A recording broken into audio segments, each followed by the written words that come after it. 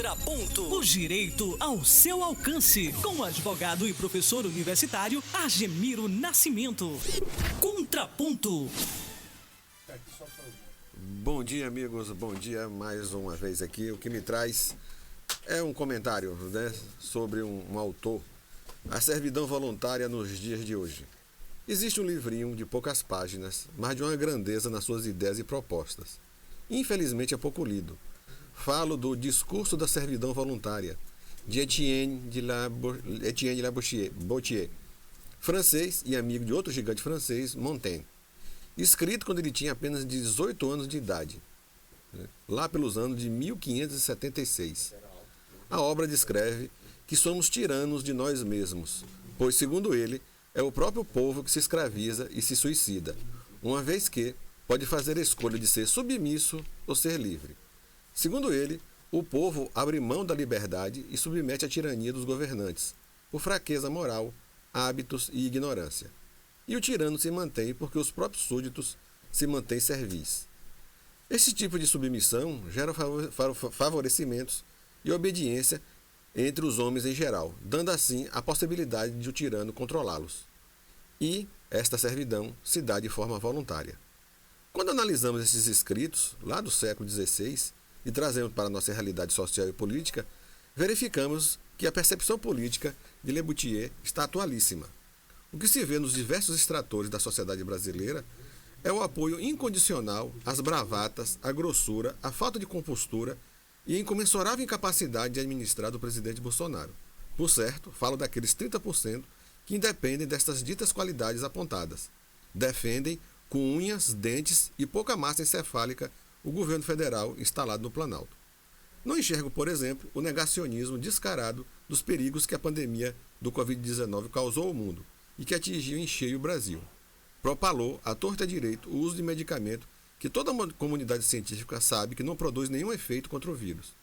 Ainda mandou o exército fabricar milhões de comprimidos às custas do erário para sustentar sua ideia malucada sem comprovação do uso da hidroxicloroquina. Apenas, para esclarecimento, o Laboratório de Pesquisas Forenses Atlantic Council americana, em associação com outros institutos de pesquisa, aponta que o Brasil é o único país do mundo que ainda se discute o uso dessa substância. Simplesmente informa os senhores que está comprovado cientificamente que não tem poder de evitar o vírus da Covid-19, além de trazer graves problemas colaterais. Mas a discussão se mantém em nosso país porque o presidente da República propala o seu uso. O desmando na condução do dia a dia da administração pública é visível. Não se trata de se posicionar se é a favor ou contra o governo Bolsonaro, se é de esquerda ou de direita. Não se trata disso. Mas ter a lucidez de que o presidente da República representa o que há de mais atrasado e extremista na política. Não há um só dia que não apresente equívocos na condução da governança presidencial. Sua equipe de trabalho, no caso, os ministros, são de uma incompetência atroz. Exemplos não faltam, pululam diariamente. Alheio aos problemas graves que o Brasil vive, o presidente Bolsonaro se preocupa apenas em governar para sua claque extremista que aplaude tudo o que ele faz, e no caso, o serviço que fala Le Boétie. No episódio da morte de João Alberto, ocorrido na última semana, por exemplo, não se viu uma só palavra de repúdio ao acontecido ou esboçar ainda uma repulsa ao crime. Pelo contrário, saiu-se com o velho argumento da teoria da conspiração que está se importando ao Brasil lutas a qual não tem ponto histórico. Teorias da conspiração é muito comum em pessoas com nível de informação abaixo de zero. Serve de muleta para esconder a incompetência ou fechar os olhos para os problemas que se apresentam. No discurso do G20 no último fim de semana, o que se viu do presidente foi um alentado de bobagens e a tentativa de defender uma posição escondendo as mazelas que o mundo inteiro já sabe. Para a súcia das redes sociais, foi um discurso de estadista. Sinto dizer, não, ninguém deu bola para o que ele disse. Já caiu no descrédito internacional. Nem Trump presta atenção na sua pessoa.